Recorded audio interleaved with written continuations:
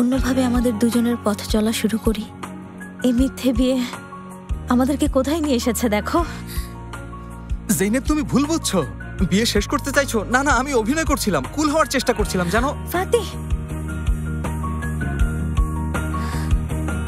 বিসমিল্লাহির রহমানির রহিম। আমার সাথে হ্যাঁ, বাইরে যাবে? কোথায়?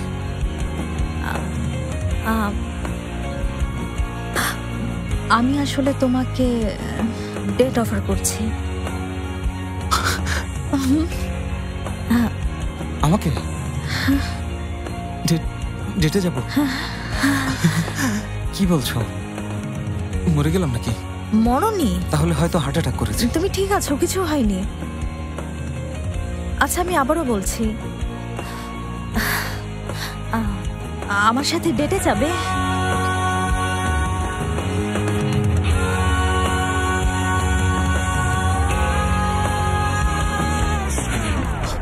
ফাতি স্যার, ওকে এমন সময় ডাকতে হলো গুনায়। কি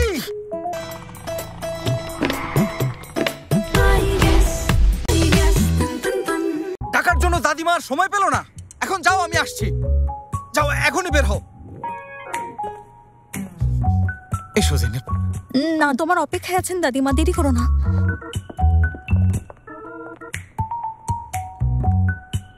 আমার উত্তর শুনতে চেয়েছিলে জেনেব? আমি রাজি। জেনেব, জেনেব, জেনেব, উত্তর দিয়েছি, হ্যাঁ বলেছি আমি। শুনেছি। তাহলে কি তুমি আমাকে সত্যি প্রপোজ করছো?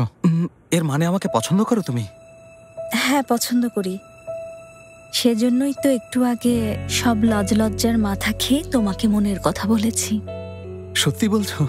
সত্যি সত্যি সত্যি আরেকবার সত্যি। সত্যি বলতে আমারই আগে তোমাকে প্রপোজ করা উচিত ছিল। সমস্যা নেই, সব সময় ছেলেরাই করবে। ঠিক বলেছ। ভালো কাজে কখনো দেরি করতে হয় না।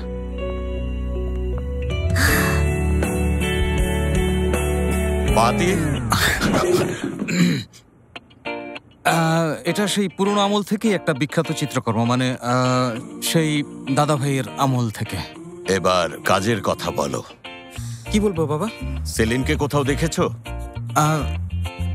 না, আমরা দেখিনি। আচ্ছা ঠিক আছে, এটাই জানতে এসেছি। আবার এসো। না না, এখন না, একটু ফাতি দাদিমা অপেক্ষা করছেন, জলদি চলো।